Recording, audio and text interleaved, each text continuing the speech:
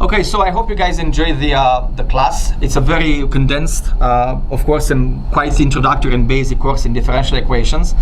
I want to give you a brief overview of what could possibly be additional stuff added to it, and if I decide at some point in the future to actually add material, and I will probably do it, except I don't know exactly when and how it's going to happen. But if I decide to do that, I'm going to make actually a format that makes sense to what we just covered here, so that it's not confusing in terms of what's covered.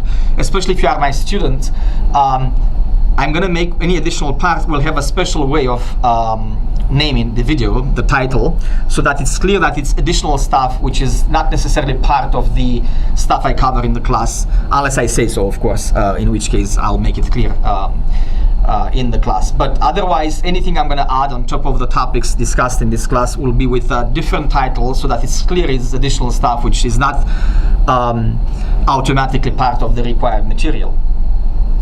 So more to the point, for example, let's say in lecture 9 I decided to add some topic which is related to that part. I will probably make a title of that video that still starts with lecture 9, so that it's connected to the topic discussed in that lecture, but I will maybe add to the title something like lecture 9 addendum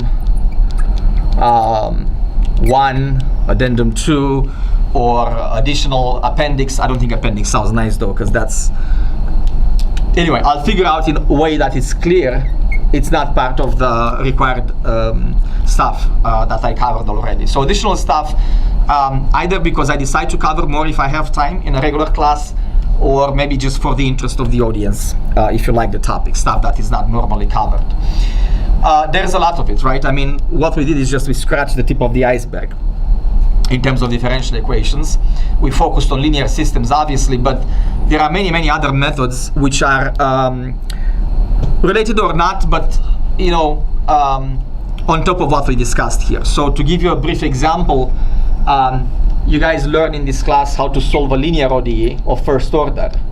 So there are spin-offs of this type of equation, right? So I mean, this was solved with a formula in the formula sheet, if you remember, which is in terms of the two integrals. I don't want to actually do it completely here. I just want to remind you what we did. So we have a formula that deals with these type of equations, right? Might as well write it down for completion. Okay, so that's how you actually solve a first order ODE. But there are actually other ODEs with that, so that with some little changes you can bring it up to be of this type. For example, the so-called Bernoulli first order ODE, which is just like this one on the left, but on the right hand side is y to the power n, a natural number.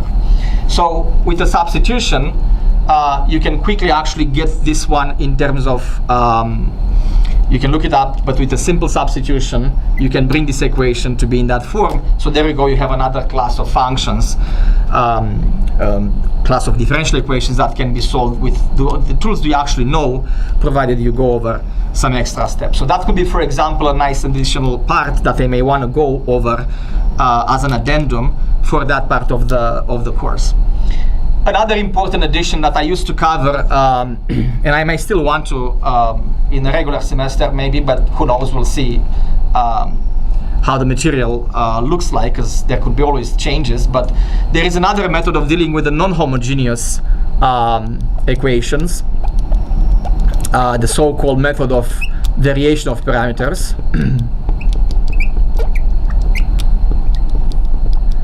And sometimes I cover that, sometimes not. I mean, it takes a lot of time.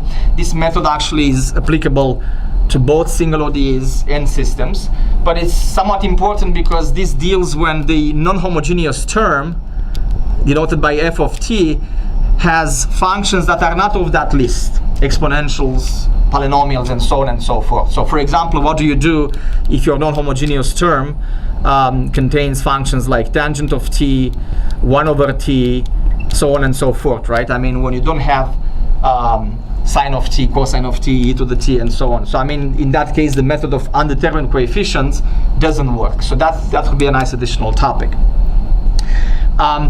So that being said, remember, if you use this for reference later, make sure you actually go with the indications that I mentioned in the beginning. Go slow, pause, rewind, in order to come up with, to have time to follow all the steps given in the presentation. And if you have any suggestions, of course, you can drop me an email, or you can contact me, especially if you're in my geometrical proximity, or if you're my student. So once again, I hope you enjoy it, and I'll see you later.